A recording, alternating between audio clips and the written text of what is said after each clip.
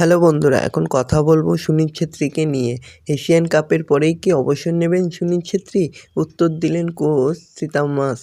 Asian cup খেলতে এই মুহূর্তে দোহায় রয়েছে ভারতীয় দল। মনে করা হচ্ছে এটাই সুনীল ছেত্রীর শেষ প্রতিযোগিতা। তারপরেই কি জাতীয় দলের জার্সি তুলে রাখবেন?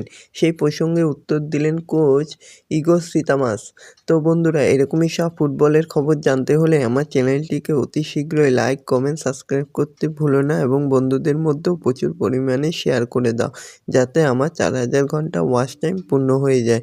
আর বন্ধুদেরকে বলেও যাতে আমার সাবস্ক্রাইব করে দেয়, যাতে 10 মিলিয়ন্সের উপরে ভিউজ চলে আসে।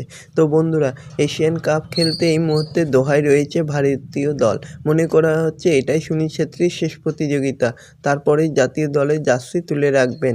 তবে কোচ ইগোর সীতামাস পরিষ্কার জানিয়ে দিয়েছেন সুনীলকে অবসর নেওয়ার জন্য কোনো চাপ দেওয়া হবে না।